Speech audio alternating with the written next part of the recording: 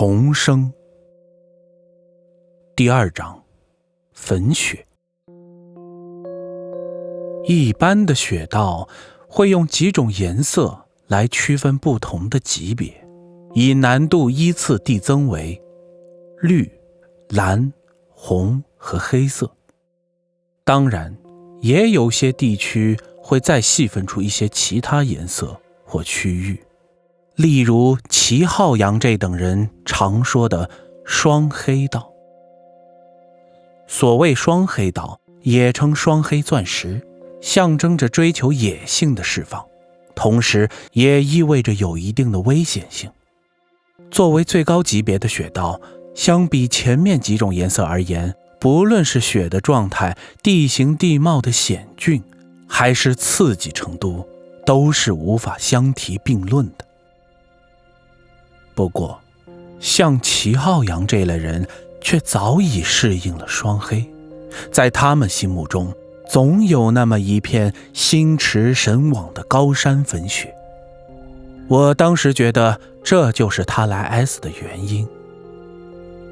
在我看来，倒不是说滑高山粉雪会比双黑刺激，同样是非机器压过的雪道，高山粉雪给滑雪者带来的是另一种妙不可言的体验。游戏于厚而干燥如面粉状的松雪之上，有如起伏翱翔在天空之境。没有双黑的悬崖峭壁与树林巨石，保留下来的只有最纯粹的快乐。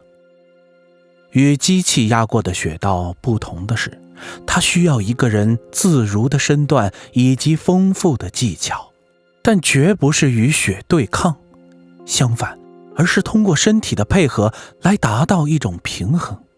时而可以感受雪地带来的反馈，轻轻收腿，一起一伏，实在是飘然欲仙。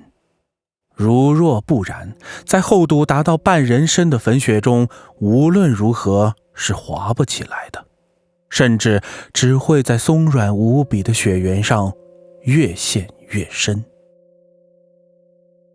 齐浩洋带了2块滑板，一种是通用板，适合大多数地形，另一种是较长的高山速降板，专门为了滑高山粉雪。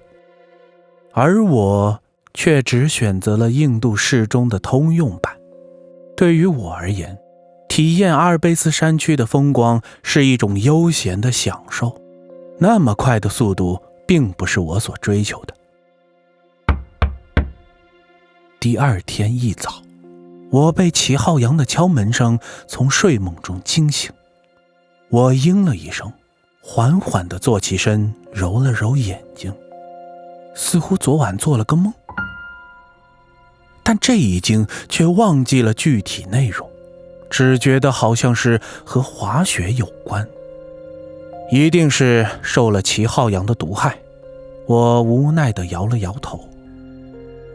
早餐后，我们按计划坐直升机抵达一个叫萨斯菲的地区，在那里我们可以看到著名的道姆峰，山腰处云雾缭绕，群山之间连接着无数冰川，冰川之上覆盖着数以百万吨计的积雪，有如披上一层厚实的棉花毯。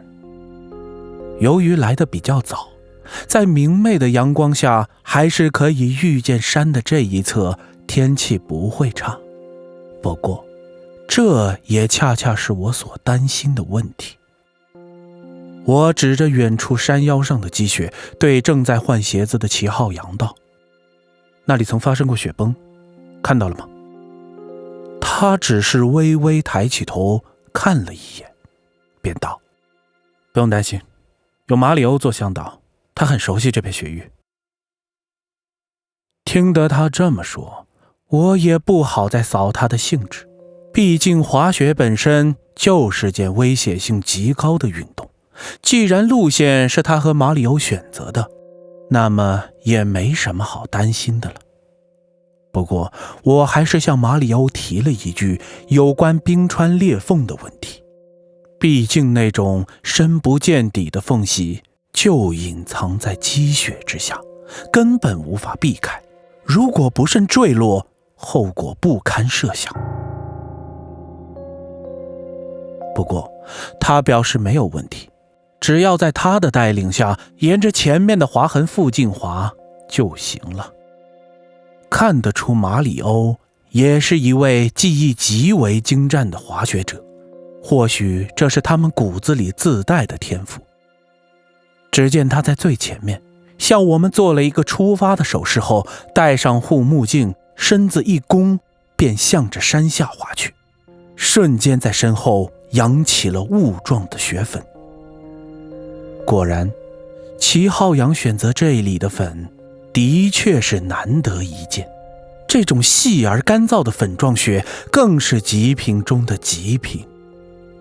我和齐浩洋紧随其后，雪杖轻轻一点，就在雪面上快速俯冲，发出了沙沙的声响。因为要避免被前者快速滑行扬起的雪雾遮挡住视线，所以我们还是保持了一定的距离，并以马里欧为顶点，采用了三角形的队列，彼此间隔开来。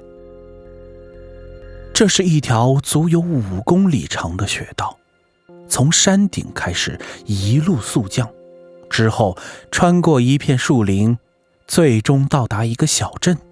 我们在那里可以选择坐缆车到半山腰再滑一次，也可以到山上的旋转餐厅，一边享用美食，一边体验雪山环抱的感觉。若想回到我们一开始的地方，在这个季节里只能靠直升机接送了，而且从半山腰开始往山顶的路线是不对外开放的。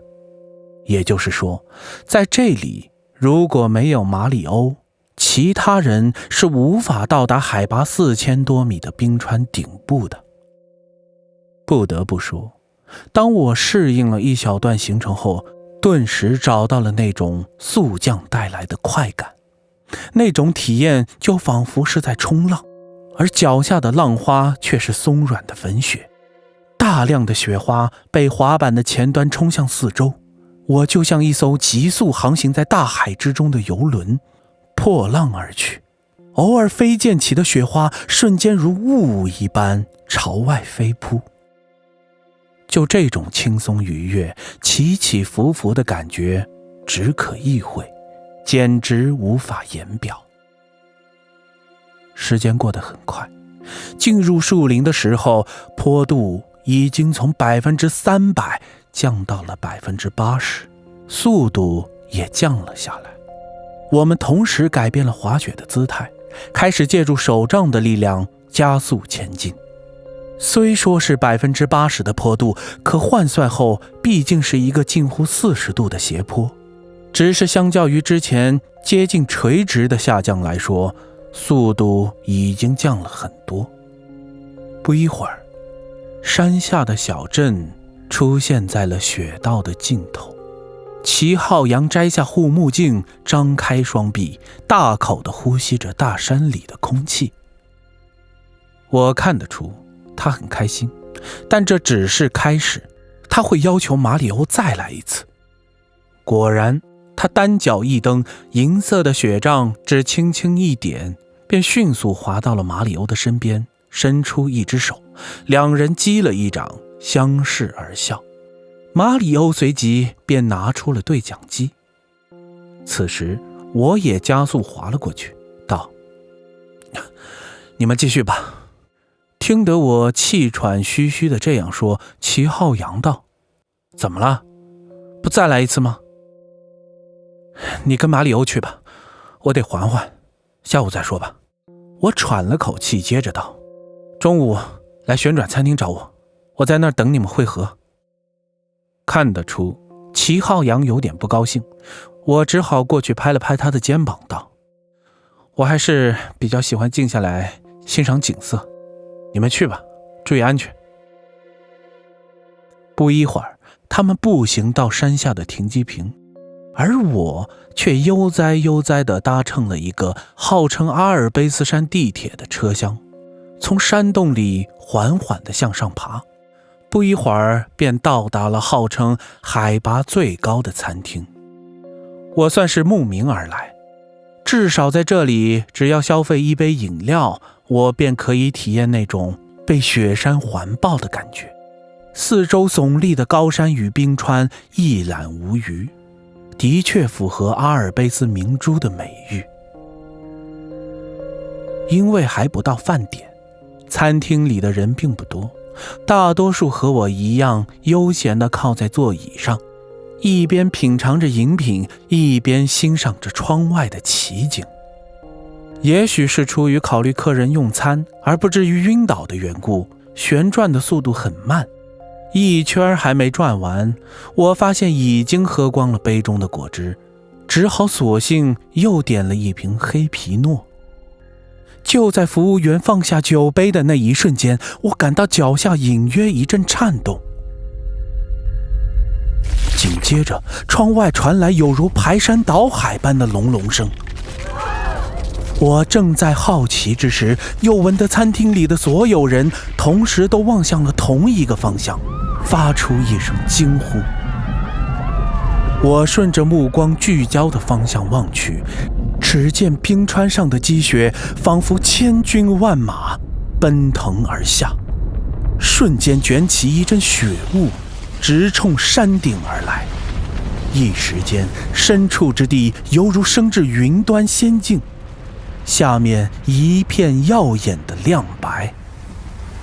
我心中暗忖：糟糕，雪崩！